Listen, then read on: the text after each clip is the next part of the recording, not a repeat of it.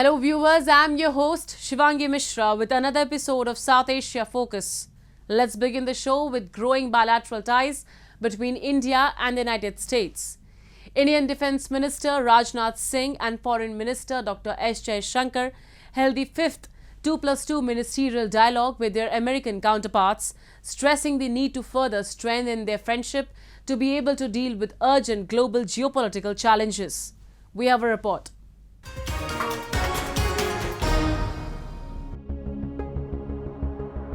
U.S. Secretary of Defense Lloyd Austin and Secretary of State Antony Blinken landed in New Delhi for the fifth India-US 2+2 ministerial dialogue with their Indian counterparts Raksha Mantri Rajnath Singh and External Affairs Minister Dr. S. Jaishankar.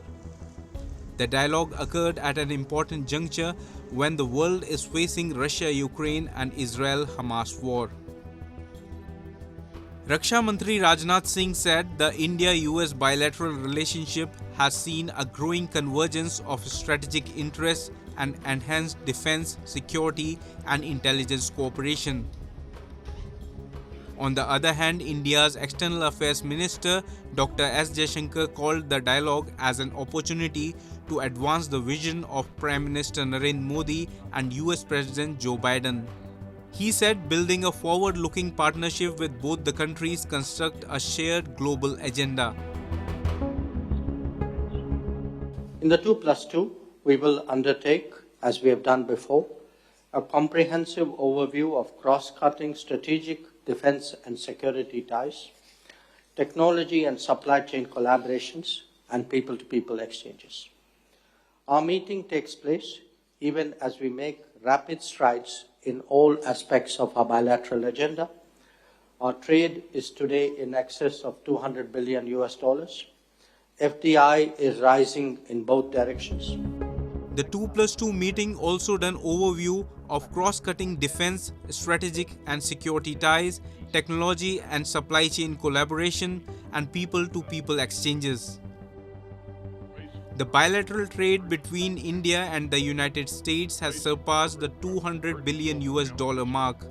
Both the countries are exploring domains such as critical technology, civil outer space collaboration, and critical minerals to boost the cooperation. At the 2+2 meeting, US Secretary of State Antony Blinken highlighted the growing ties between India and US, saying that during the visit of Prime Minister Narendra Modi to US in June, US President Joe Biden and Mr. Modi set a very ambitious agenda to build a comprehensive strategic partnership. He said both the nations are promoting free, open and prosperous Indo-US Pacific ties and strengthening partnership through Quad. We are promoting a free and open, prosperous, secure and resilient Indo-Pacific, including by strengthening our partnership through the Quad with Japan and Australia. One significant way we're doing that is by enhancing maritime domain awareness, sharing commercial satellite data with countries in the region to boost their capacity, for example, to combat illegal fishing, piracy, drug trafficking. We're also coordinating humanitarian relief and disaster response efforts in the Indo-Pacific. We're harnessing together the power of innovation to make our economies more resilient and to make our communities more secure while expanding inclusive economic opportunity. That's evident in the cooperation on semiconductors and advanced biotechnology, on our unprecedented investments in deploying clean energy at scale in our countries as well as across the region, and our joint research and exploration projects. The scope of cooperation between the India and US is vast, ranging from seabed to space. Both the countries are expanding their partnership in new areas, including artificial intelligence, semiconductors, and renewable energy. The ministers on both sides agreed that strength of world's two largest democracies is rooted in people-to-people ties. Not only with the West, India is also committed to develop friendly and mutually beneficial relations with its neighbors.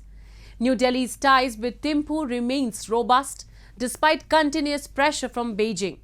The recently concluded week-long visit of the King of Bhutan, Jigme Khesar Nagyal, to India strengthened the bilateral ties between the two countries. On November 3, Bhutan King Namgyel Wangchuk landed in India's Guwahati as part of the week-long state visit.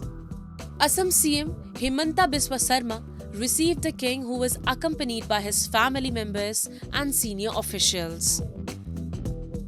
During his stay in Assam, King Namgyel visited the famous Kamakhya temple with his wife and 2 sons. The King of Bhutan later held a meeting with PM Modi in New Delhi. During the crucial meeting, Prime Minister Modi expressed India's strong commitment to Bhutan's socio-economic growth. India and Bhutan agreed to strengthen cross-border cooperation in the areas of trade, infrastructure and energy. It's a very critical visit. It's a very important one. And I'm happy to see that so many, new agreement has been signed. So many India has promised to invest further in Bhutan. India has promised to help the 13th 5-year plan of Bhutanese government. So I think it's a positive visit from the Bhutanese side, from the Indian side, and also because the kind of talks that are going on, this visit becomes very critical. During King Namgyel's visit, several projects between India and Bhutan were announced, including the development of railway lines. India also hinted at supporting Bhutan's flagship economic zone in Gyelephu, located on the Bhutan-Assam border. While expressing appreciation for India's support, King Namgyel handed an invite to PM Modi to visit Bhutan.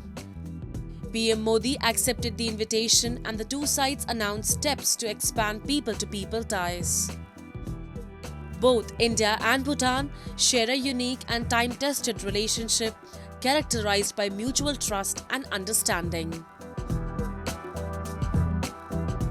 Bhutan is a landlocked country, and somehow they have not opened to the world in that way, and there is a lot of dependence on India. In that context, this 57 kilometers railway line, 57 kilometers or so railway line, connecting Bhutan to Assam is a very important thing. If you look at the northeast, Assam is one of the very developed state in that sense, and which has a very good connectivity with the rest of the country. So I think this is going to make a lot of change, not only in the social life of Bhutan, but also the political economic life of Bhutan. Bhutan was among the first countries to receive the Covishield vaccine manufactured by the Serum Institute of India. During the UN Global Summit in September, Bhutan had praised India for its vaccine initiative.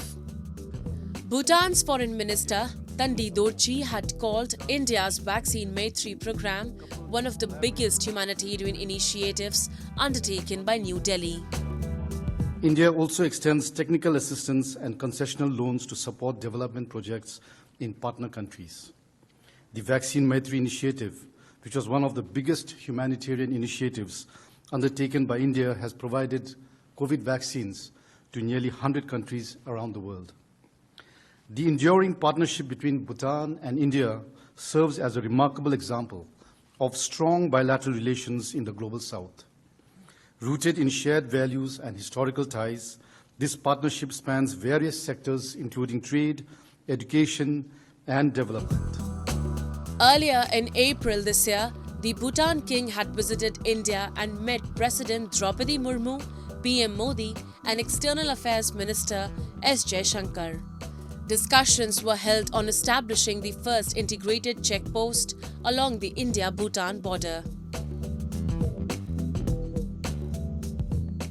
Let's now move to Pakistan, which is forcing lakhs of Afghan refugees to leave the country. Pakistani police have started search and cordon operations in areas where Afghans have been residing. Many Afghans who were born in Pakistan are now going to a country in crisis. The Pakistani government has not paid heed to the suggestions of the United Nations, rights groups and Western embassies to reconsider the expulsion plan. Take a look. A large number of Afghan refugees can be seen on the Torkham border, a major border crossing between the Pakistani city of Torkham and Afghanistan. Thousands of Afghan refugees who grew up in Pakistan are now leaving for their homeland, where they are not certain about their future. Pakistani police have started search and cordon operations in areas where Afghans have been residing. The operation started a day after the expiry of a deadline to expel all undocumented foreigners from the country. Pakistan government is forcing more than 1 million refugees out of the country. All illegal refugees and migrants in the Islamic Republic were ordered to leave the country by October 31. Recently, Pakistani police carried out a search and cordon operation in Junejo colony in Karachi, a refugee settlement, where they searched more than 900 houses.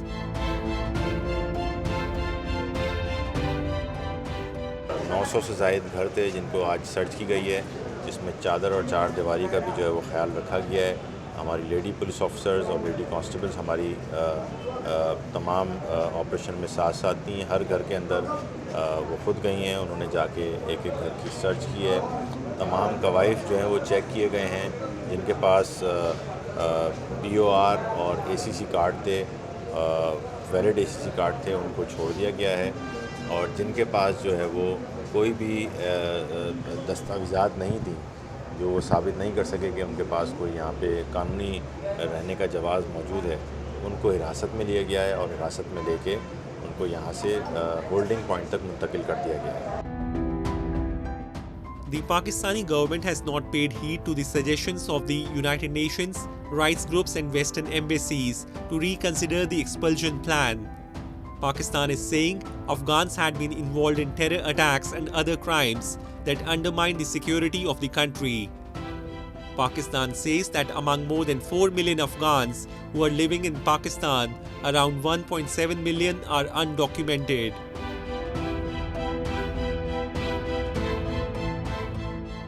There should be some amnesty given to people. So they should, it was only 1 month or 2 months given to the people and say that you leave or you should be arrested.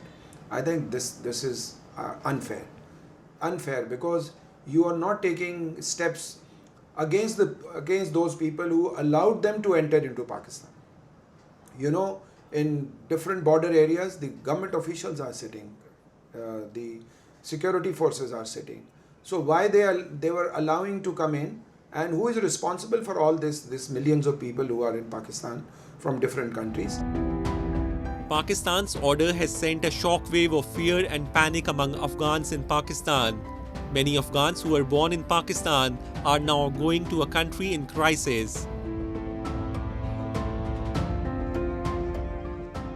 People are just really desperate.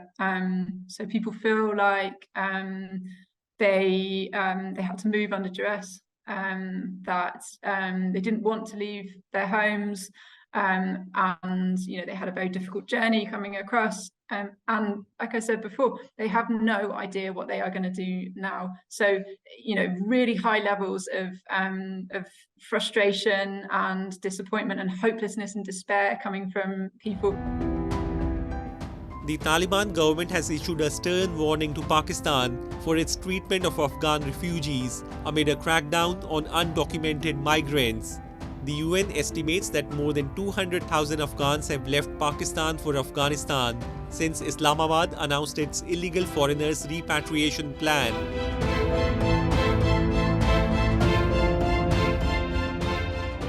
Time now for Asia This Week, the stories from across the continent.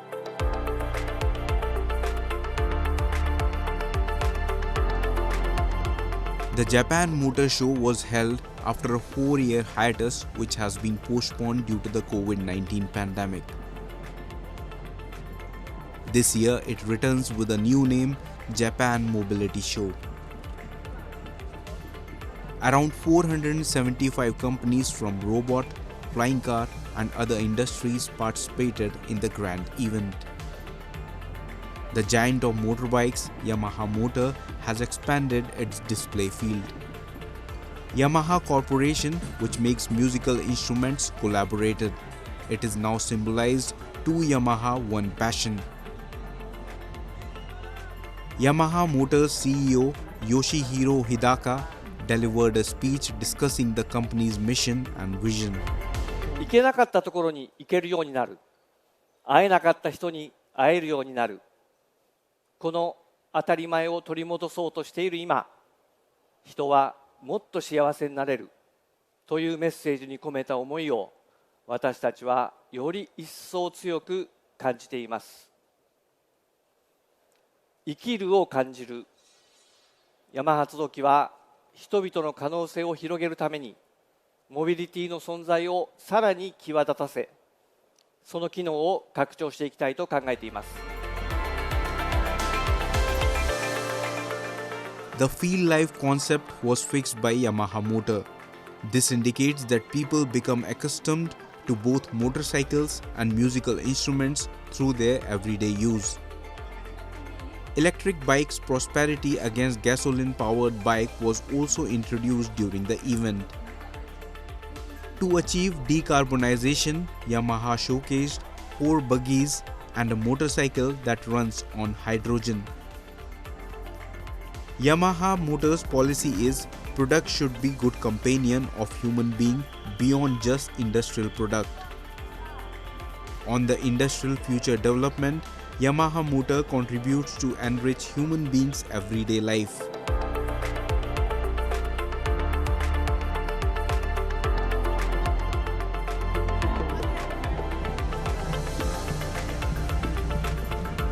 Japanese company JFE Engineering develops infrastructure all over the world. The ship on Marina Bay Sands has multiple large bridges and an environmental incinerator. These infrastructure companies serve both developed and developing nations.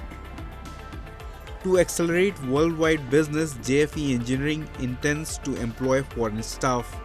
Mr. Tai is employed by the Keep Environment Division. He is born in Dalian City, China and joined JFE Engineering 8 years ago. 入社の3年目からですね、シンガポールの小型化の溶融炉の設計を担当しました。自分が設計した機器の試運転調整は最後まで自分でやりました。ゴミ焼却分野ではもう業界トップの実績を持ちますので、いろんなノウハウが蓄積されています。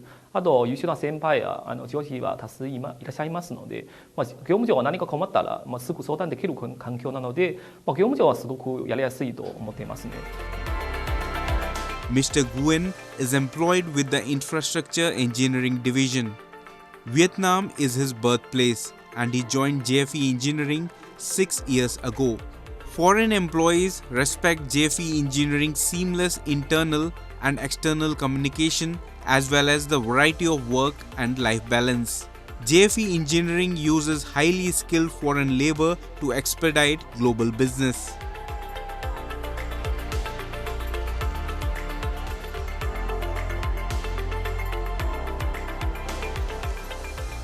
Moving on, Nepal was shaken by a powerful earthquake, resulting in tragic loss of life and widespread destruction. As Nepal faces the aftermath of the devastating earthquake, India at the forefront is offering a helping hand during this critical time to its neighbour. India has stepped up forward with significant humanitarian assistance to the Himalayan nation. We have a report.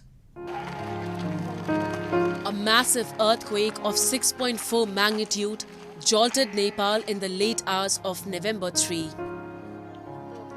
Over 150 people lost their lives and 100 others got injured. The injured, including women and children, were receiving treatment in hospitals in several parts of Nepal. केही छैन नाक मुख धुलो पसिएको छ यताउता हेर्न पनि सकिदैन अझ यहाँ आँखा छर्किन्छन् कानभित्र धुलै छ अनि के गर्ने हामी त यस्तो बिजोगमा निक्स्यौं के गर्ने छोरीहरु भोग लाग्यो भन्छन् अनि खाने नखाने गास छ बस्ने बास छ ओड्ने कपडा लत्तो छ केही छैन हाम्रो त के गर्ने यस्तो बिजोग भएको छ हामीलाई कसैले हेर्या पनि नै The Indian government, alongside various humanitarian organizations, has initiated a massive relief effort to assist Nepal in its time of dire need. The humanitarian assistance provided by India includes critical surgical items, life-saving drugs and food, and teams of experts who are tirelessly working to save lives and provide much needed relief to those affected by the earthquake. Indian Prime Minister Narendra Modi also conveyed heartfelt condolences to the people of Nepal. Previously, Nepal faced a severe earthquake in 2015, in which approximately 9,000 lives were lost and over 22,000 got injured. This time, major loss is reported in the remote areas. In Jajarkot and the nearby Rukum West district, thousands of buildings collapsed or developed cracks. रात को अचानक 11:47 पर भूकंप आया। उसके बाद हमको पता ही नहीं चला, भूकंप आके भी चला गया। उसके बाद हम घर से बाहर हुए और जो गिरे हुए घर थे उसमें अचानक गिर गया, उसमें आदमी भी मर गया। बाद में लोगों ने, जो बचे हुए लोगों ने खबर किया, जो उसके आसपास थे उन्होंने खबर दिया। फिर हम आए, उनको 2-3 लोगों को तो उद्धार किया, लेकिन बाकी 6-8 लोगों को बचा नहीं पाया हमने। India's rapid response reflects the solidarity and friendship that exists between the countries in times of adversity. And lastly, in India, it is believed that taking a holy dip in the Ganga river helps in attaining salvation. But the river is also considered to be polluted all across the globe. To keep it clean and to rejuvenate the river, the National Mission for Clean Ganga has been undertaking the rigorous task of cleaning the river under its flagship program. Take a look.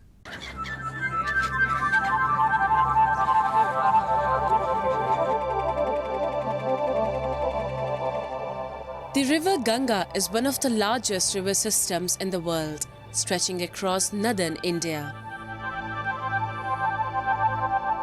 Hindus venerate it as life-giving river, calling it Ma Ganga. But every day, around 3 million litres of sewage is emptied into the river. In a bid to ensure the clean flow of the river, the National Mission for Clean Ganga was implemented by the National Council for Rejuvenation, Protection and Management of River Ganga. Namami Gange is an integrated conservation mission executed by NMCG to clean the river. Ever since the Namami Gange program was launched back in 2014, several concrete steps have been taken to clean the holy river and to maintain its cleanliness. पहले के मुकाबले अब यहाँ पे गंदगी कम है, पहले ज़्यादा थी। तो नमामि गंगे प्रोग्राम के थ्रू साफ़ सफाई अच्छी है यहाँ पे, और लोगों को भी जो घूमने आते हैं यहाँ पे उन्हें भी जागरूक होने की आवश्यकता है। पॉलीथीन न डालें, खाने पीने का सामान न डालें एक्स्ट्रा। वैसे अच्छा लगा यहाँ पे आके, और यमुना गंगा नदी का पानी भी साफ है यहाँ पे। A series of activities such as events, workshops, seminars and conferences are organized on a regular basis to make a strong pitch for public outreach and community participation in the mission. NMCG organized the 7th edition of Ganga Utsav this month, which was inaugurated by Debashri Mukherjee, Secretary, Ministry of Jal Shakti, in the presence of G. Ashok Kumar, Director General NMCG. It is an initiative taken by the Government of India to address the pollution of the river by providing financial and technical assistance. Ms. Debashri Mukherjee expressed that the Ganga is not merely a river, but a profound emotion that resonates with all of us. She expressed her satisfaction in witnessing the remarkable progress in the Ganga rejuvenation efforts, especially in collaboration with the new generation. She stressed that the preservation of rivers is a shared responsibility of everyone. In the first place, we must clean up our rivers and water bodies, for which we need for the public sector and the private sector to both come together, as well as the citizens, make it a national movement. But with that also, there are, people come together to actually preserve their habitats. All aquatic animals have specific habitats and needs. So beyond keeping the water clean, it is also important to preserve specific habitats and have, people need to work together to ensure that habitats are preserved. Ganga Utsav 2023 also marked the release of the 33rd edition of the Namami Gange magazine and the Voyage of Ganga booklet based on Ganga Pustak Parikrama. Special Secretary and Director General NMCG G. Ashok Kumar extended a warm welcome to the attendees and emphasized the profound significance of the Ganga in India. Mr. Kumar informed that Ganga was declared as the National River of India in 2008, which led to the establishment of the National Ganga Day. He further elaborated on how each year this auspicious day unites a diverse spectrum of stakeholders, including children, in joyous celebrations and activities. Ganga is facing a lot of pollution pressures, but to a large extent it has been addressed. The last 8 years under the Namami Gange program, a lot of initiatives have been taken up, particularly to stop the flow of dirty water, whether it's sewage or industrial effluent, into the Ganga river. Almost 37,000 crore worth projects have been sanctioned. Many of them are completed also. Hindus hold a strong bond with River Ganga, and devotees believe that taking a holy dip in the river on certain occasions causes the forgiveness of transgressions and helps in attaining salvation. Ganga Utsav, an event executed by the National Mission for Clean Ganga, is not merely a platform for discussions and awareness, but also a celebration of India's cultural heritage.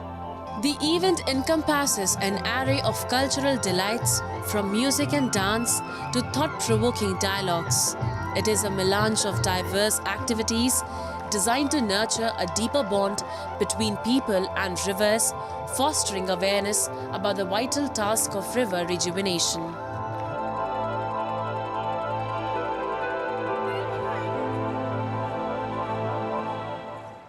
The Ganga is India's most important and iconic river and is home to more than 600 million Indians. And with that, we come to the end of this week's episode. See you next week. Goodbye and take care.